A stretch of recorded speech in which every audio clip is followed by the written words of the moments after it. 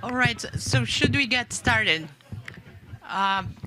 This meeting is web streamed, so we can't wait too long since there are other people mostly in the East Coast, listening in. And I want to thank everyone for their presence here, those who traveled a long ways and those who traveled across the street to be with us. And this meeting is the fourth of an annual series, and this time I decided to merge the meetings, and the staff greatly appreciated it, I believe. So we don't need to do separate ones. And also because there is a common theme of data sharing. I apologize for the lameness of the title, data sharing meeting, but that's what I could come up with. So again, it's web streamed and it will be recorded so you can catch particular talks if you want to remind yourself of what we talked about. And for the speakers, we will be keeping time and we will be showing angry faces there if you go over. So why are we here? I was preparing the slides and thinking, what does people have in common? People from iDash, people from pScanner, and from other initiatives. Because we want to improve health, we love data, and we have a passion for sharing.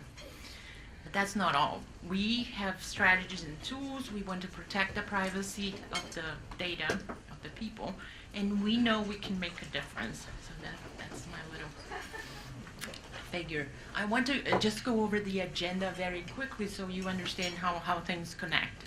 So we will have a keynote this morning right after this on the rise of data-centric research and publication enterprises. Then we'll have a panel by funding agencies on what they expect data sharing to be. And then a special presentation by the VA data warehouse. And then we'll go into technical talks, some of them, on the technology of sharing. We will present what our HIPAA cloud consists of. And please bear with us. There will be some technical details, but then the big picture is what I want everyone to come out of this room with. And then privacy technology, how to disclose, for example, dbGaP results without risk of privacy breaches. And then a PCORI-funded registry data sharing grant that just started by a colleague of ours. NIH-linked grants on computing in the public and cloud. We also have on the private cloud. And then use cases in Kawasaki disease and special populations. We will then break and have lunch, and then there will be a keynote by ethics consideration in sharing genomic data. And then we enter the afternoon on a more or a less intense technology-driven presentations with the sociology of sharing. We have informed consent projects going on, and assessing understanding of consent forms, the importance of who is soliciting informed consent, and then how to elicit patient preferences. This is an application in a trial that we're currently conducting right across the street in the internal medicine clinic. We will talk about the value of sharing. So one of our healthcare providers will talk about quality improvement and research in HIV care and how those things are connected, all based on data. We'll have a panel of informed consent for biosamples that will have patient representatives and healthcare providers. I hope it will be provocative. And then when you think we're done, we're actually not. There is another panel in which it's of a related project, which we are hoping to get funded at some point, but we already have the logo for it, which is first things first. So biomedical and healthcare data discovery index ecosystem, and this will be a panel in which we will have representatives of several institutions talk about how to make human data discoverable. Because it doesn't matter, we have it, but if no one knows about it, that is a problem. And then I will do a brief note, if time permits, on training the next generation and building data sharing ecosystem. If time doesn't permit, I'll do that tomorrow early morning. Then we have a little gap, and you can either visit our new digs, which we're very proud of, or just rest and be prepared for the dinner party, the informal celebration of our 5th anniversary here. It's the theme party of the 70s. You don't need to dress accordingly if you don't want. And it promises to be a fun activity. Then we go for tomorrow, the P-Scanner-centric meeting, which is for patient-centered scalable national network for effectiveness research. We'll have a keynote on the BD2K program of the NIH. Then we'll have presentations of UC Rex and the technology of sharing. And then we'll have a panel on data harmonization. We'll follow by another keynote of a colleague of ours running the Advanced Clinical Data Research Network, and then we'll do use case presentations. We'll talk about what everyone loves, which is regulatory and IRB issues, and then patient and stakeholder engagement. And finally, we'll have a special presentation by PPRN, Patient Powered Research Network, Duchenne Connect, and natural language processing to structuring EHRs. And examples in our 2 cohorts, Kawasaki disease and congestive heart failure. So I thought I should start with a little introduction to iDash, which most of you know about, but just to remind you, it is a cooperative agreement funded by the NIH. It was funded exactly 4 years ago at this point, and it's one of the National Centers for Biomedical Computing, and the one focused on data sharing more than on software sharing, even though that's part of it too. But it's one that we thought would complement what already existed in the other centers. And our goals in this project is to share access to data and access to computation, train the next generation of data scientists, provide innovative software platform and infrastructure, and then protect privacy. So you'll see a lot of the presentations are about privacy technology.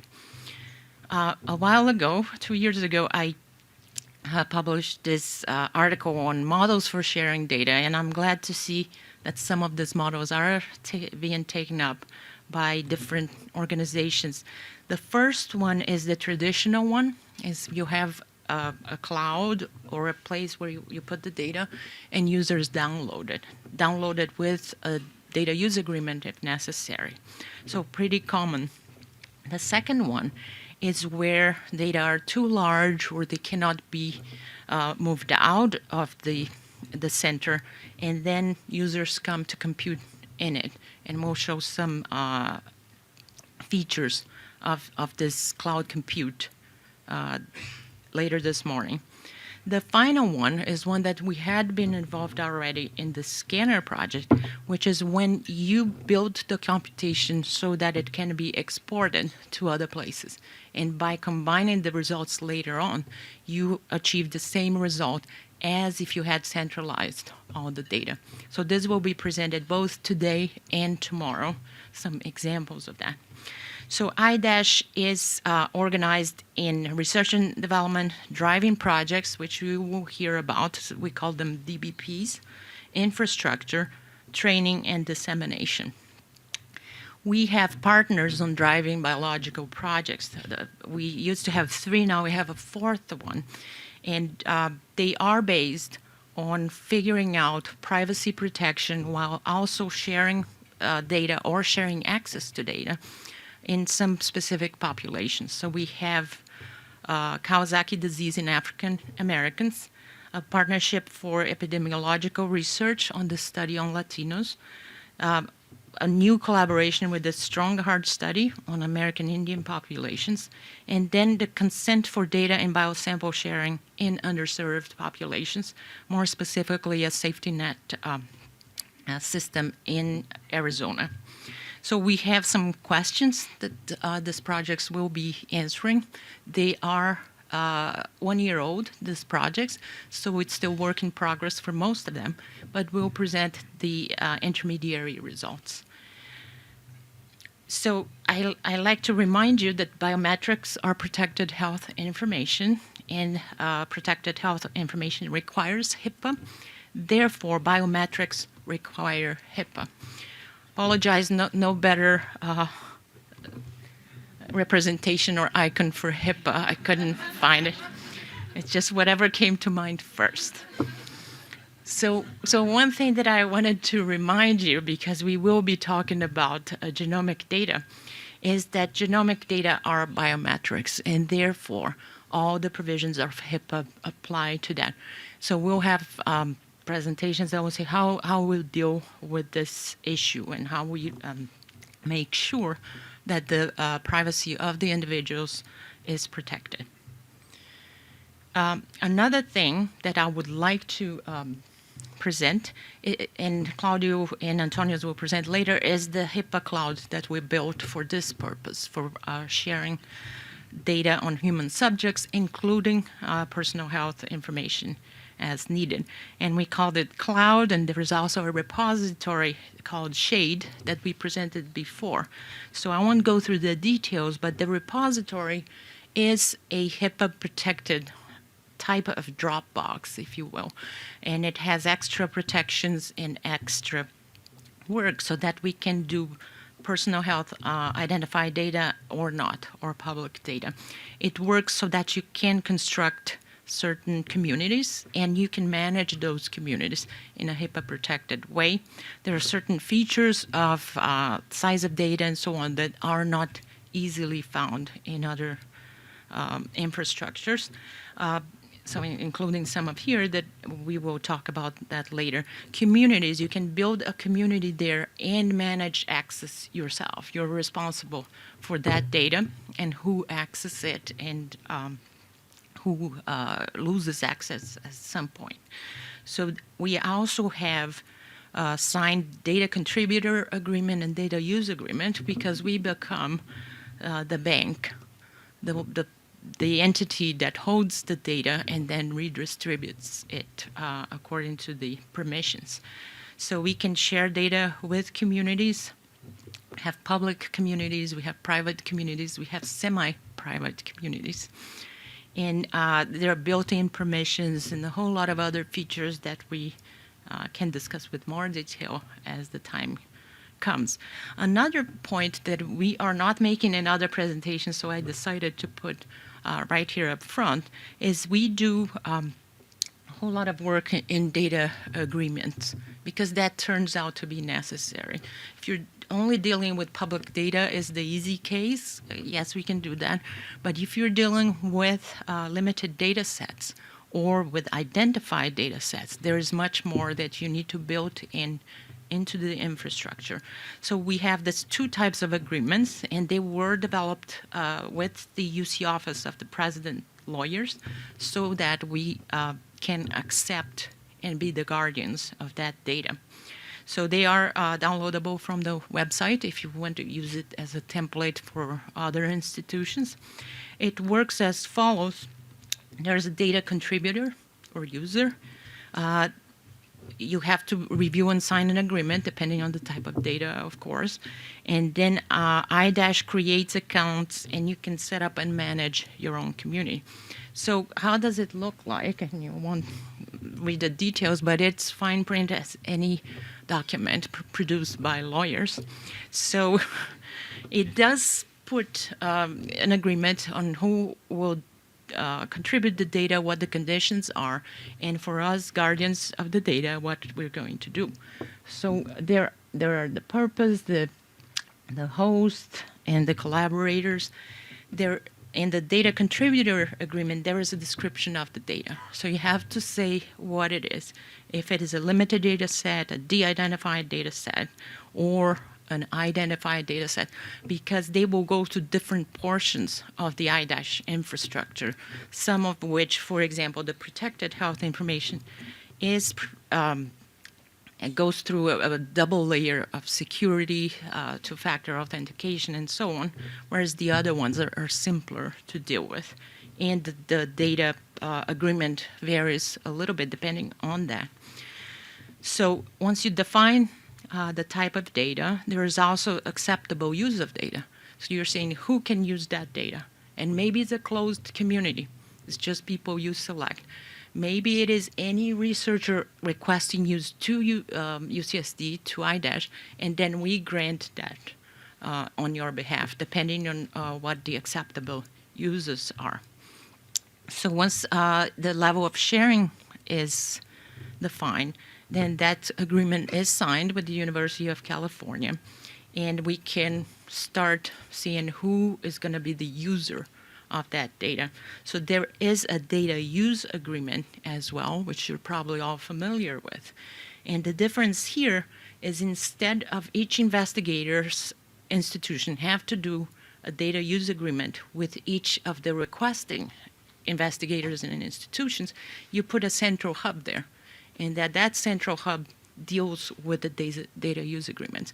So if you are math people, you can say how much we save by doing that central node versus the pairwise agreements, right? So you can calculate quickly if we have, for example, 13 institutions, how many pairwise agreements there would be. Bob loves these challenges, right?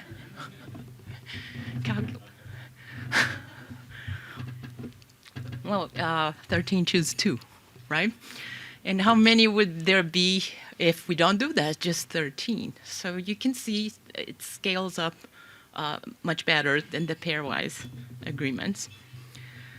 So again, I won't go through the details of it, but it has some items that relate to how you agree to use this data and so on. Not much different than data use agreements you all signed in order to get the SEER data, to get many other data that is out there. So the agreement terms differed from the data contributor agreement, of course, because you're now a user of this data. And then you can have additional agreements. And again, there's a whole lot of detail involved. It took a while to get the system set up, but now it has been working very well. So again, there is a description of accessible data and the definition of the type of data, just as before. So as you see, the data contributor agreement pairs with a data use agreement, data user agreement, so that each data set has its conditions specified, but it's all based on a template for this categories of data. So this is a little old, but as of March, we had this data contributors and the data use agreement signed with particular institutions here. So that turned out to be a scalable process. One of the use cases that we want to put on here as well is the clinical data network from the UC Research Exchange, because this data use agreements will apply even though we're all one large institution. There are different sites, and we want to make sure everyone is on board. So tomorrow you will see a presentation of UC Rex. UC Rex is now part of P-Scanner, which is, again, all day practically dedicated to it tomorrow. We, in the scanner was funded by the Agency for Healthcare Research on Quality, and one of the features of that combined with IDASH interests as well was this development of this distributed computing, meaning you want that third model that I talked about. You develop software that is distributed to different sites. Those sites compute an answer and get back to you, and by doing that, you don't need to move data around, either because you can't or because it's too large or for whatever other reason you can think of. So that has been one of our areas of emphasis. And when Scanner became P scanner is where we introduced the patient-centered data sharing activities, even though we had been doing an iDash for quite a long time. In year one, we developed an iPad consent application, and again, this system of data use agreement got started. Well, we developed a consent ontology that will be talked about this afternoon, educational materials, then a consent builder that would produce the forms that we want. Data warehouse sharing preferences, which will be presented in this afternoon. And then what will be interesting is to at least report on the recruitment for our trial on healthy, so healthy volunteer preferences is a concluded project, but we wanted to know for real patients, from those being seen either in the internal medicine clinic across the street or in the HIV clinic closer to downtown, what the preferences were, and can we implement those preferences since we manage the clinical data warehouse that provides data for researchers. So you will hear about that project this afternoon, and also about the new, or the one-year-old as of now, driving biological projects. There will be short presentations. So what we envision is shifting control. Everyone in all CTSAs today and many other places has a clinical data warehouse in which you can provide certain data for researchers and their data use agreements and study registry and so on. So we want to shift control now towards also the patient. Can the patient decide what can be shared or not? Because right now is pretty much an all or nothing. You can share this data set this way because it's de-identified. As you know, de-identified data has limitations for comparative effectiveness and so on. So what if the patient said, no, my particular one you can share whatever way you want? What is the technology today that enables that particular choice? Is one that we're developing, so you will see some of that in the afternoon. So because I love acronyms, it's informed consent for clinical data use for research. That's I concur.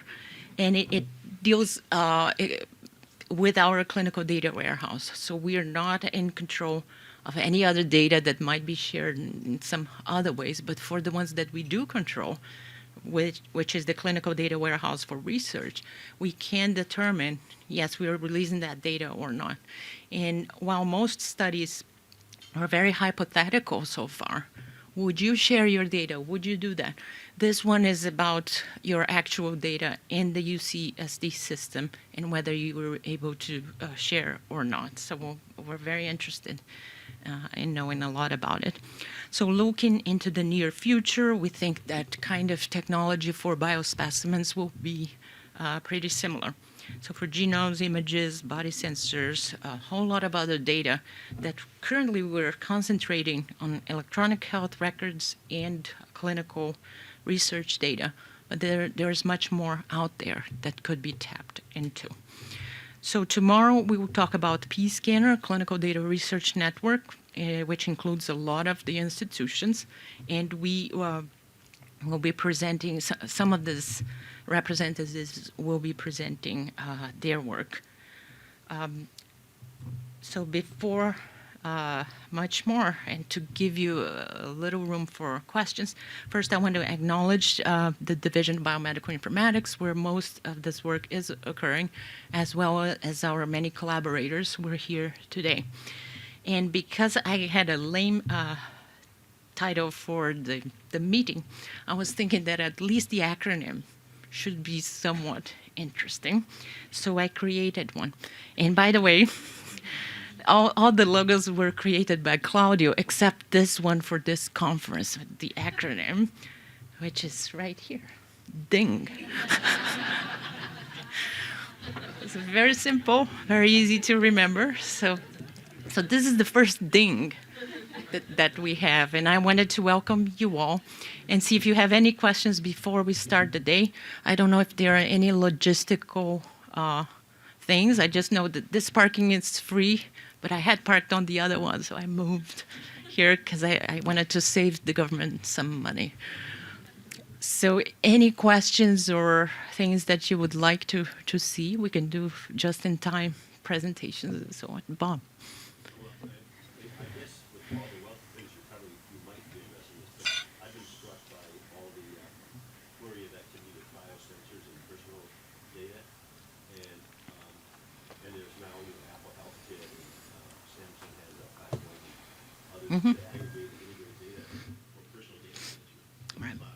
Right. So how do you see, are you going to be addressing how these data and interfaces are going to kind of work within your kind of framework? So let me repeat the question because of the webcast, and hopefully we have some people even listening to it this morning. The question is about biosensors and other personal health, either data acquired from the sensors or acquired from the patients. So I would believe that's included, and whether we have a plan on how to integrate all of this under this platform. And again, the integrating data part of iDash is very much concerned about that problem. We have not done as much. There will be a presentation by Kevin Patrick this afternoon. He deals more with the sensor part. But it is an open question, and you might have seen an article in JAMIA very recently that says how protected, how secure are these platforms. And we know they are not, and the article confirms that people can hack into the sensors and other things. So we haven't addressed that yet, but I think is a future direction for sure. Because we have 2 minutes, why don't I ask you just to stand up and say where you're from so people can identify you, but it has to be very quickly. So why don't we start here? Stand up and say, I'm from X.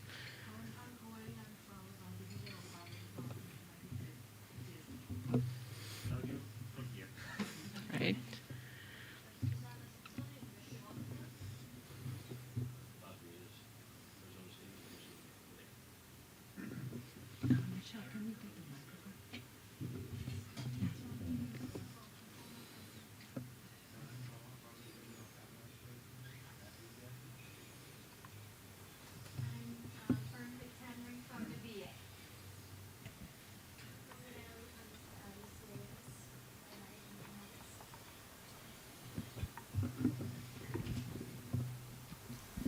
I'm from UCLA. It's a Ayun Patel. Hi, I'm Calvin Chang from UC Davis. I'm with Bioinformatics. Mary Beth Lawless from UC Davis. Augustine from UCSD. Gilbert Ramirez, UCSD. Marianne Martone, UCSD. Good morning. I'm Sarah Green from PCORI, the Patient-Centered Outcomes Research Institute. I'm Carrie Bertrand from UCSD. Norma Kelly from UCSD. Leah Burton, UCSD. Gurvanith Randhawa, Agency for Healthcare Research and Quality. George Alter, ICPSR at the University of Michigan. Mary Hooley, UCSF and the San Francisco VA. Jason Young, UCSD.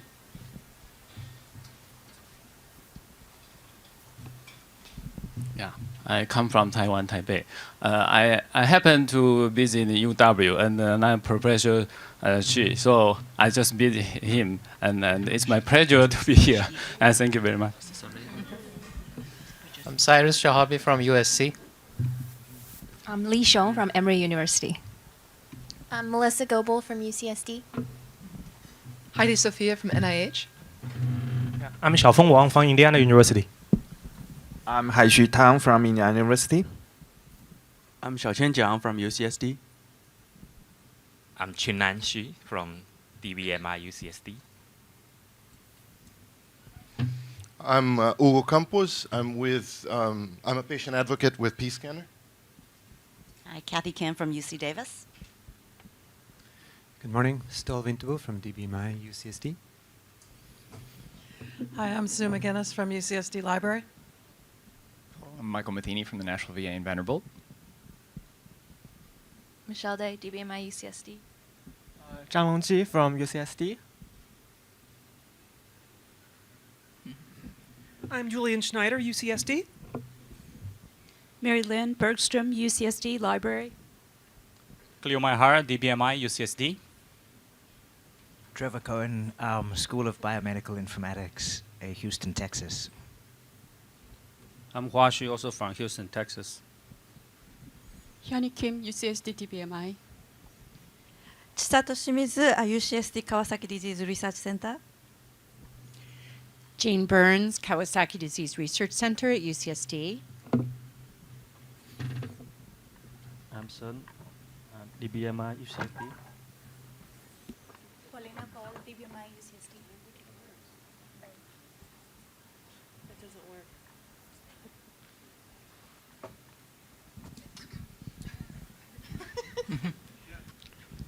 Good morning, everybody. My name is Alma Donashi, and I'm from Cancer Care Access Partnership.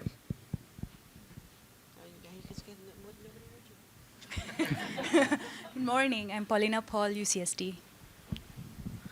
Morning, I'm Sun, DBMI UCSD. Hi, I'm Elizabeth Bell from DBMI UCSD.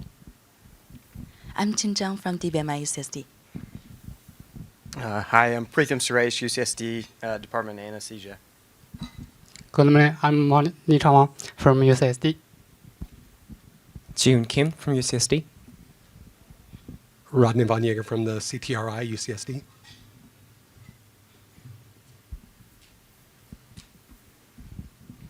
Kevin Patrick, Department of Family Preventive Medicine, UCSD, and also the Qualcomm Institute. Wei Wei, DBMI UCSD. Danielle Meeker, USC. Douglas Bell, UCLA. Ho-Jung Yu, UCSD Library. Scott Duvall, VA in Salt Lake City with the VA Informatics and Computing Infrastructure.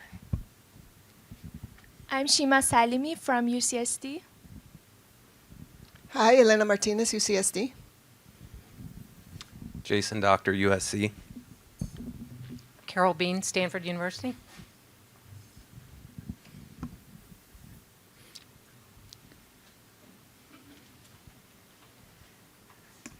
Devira Gabriel, Research Informatics, UC Davis. Michael Garth, UC Davis. Morgan Van Epka, DBMI. Pamela Sankar, University of Pennsylvania. Rita, I think that's everyone. And Rita, who organized this meeting, is outside. He's still organizing. So, and Eric Levy, who was one of our students. So I wanted to thank you all for coming.